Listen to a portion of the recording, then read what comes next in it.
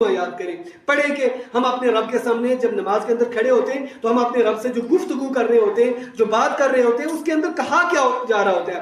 70 سال سے 60 سال سے 50 سال سے نماز پڑھتا چلا جا رہا ہوں، لیکن پتہ نہیں ہے کہ میں اپنی نماز میں اپنے رب کو کیا کہہ رہا ہوں یا میرا رب مجھ سے کیا کہہ رہا ہے۔ اس لیے کوشش کریں قرآن کو ترجمہ کے ساتھ پڑھنے کی، علم کے سیکھنے کی۔ ایک ہے نماز کے مسائل، رمضان کے مسائل، اور پھر رمضان کے فضائل، پھر جھوٹ سے، غیبت سے، بہتان سے، اور جو زبان کا چونکہ غلط استعمال ہوتا ہے بہت زیادہ، اور مذاق کے اندر بعض مرتبہ ہم ایسی بات کہہ دیتے ہیں کہ جو ہمیں وہ اللہ معاف فرمائے بالکل دائرہ اسلام سے خارج ہونے کے قریب کر دیتی ہے، اور ہم سوچتے ہوتے ہیں کیا ہوتا ہے جی مذاق سے کیا ہوتا ہے۔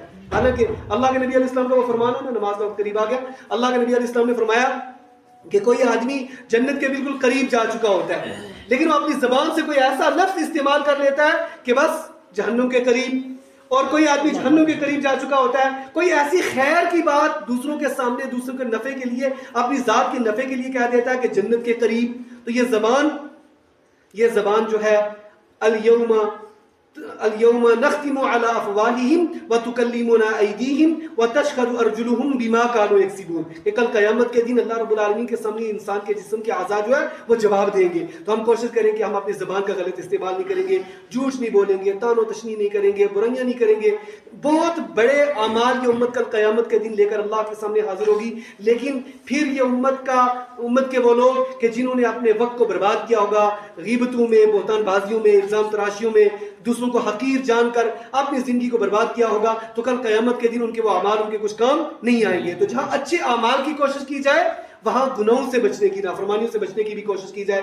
اللہ رب العالمین کے سننے سے زیادہ عمل پیرا ہونے کی توفیق عطا فرمائے۔ جو بگڑی ہوئی باتیں کہیں اللہ کی توفیق سے اللہ انہیں اپنی بارگاہ میں قبول فرمائے۔ ہم سب کے حال پر مکرم کا معاملہ فرمائے۔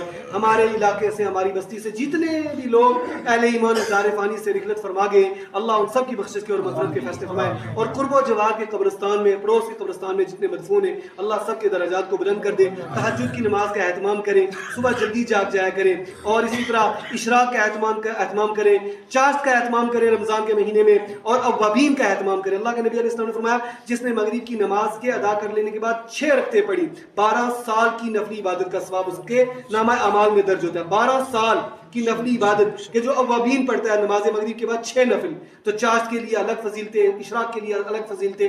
اللہ ہم سب کو عمل کی توفیق عطا فرمائے۔ وآخر دعوانا الحمدللہ رب العالمین۔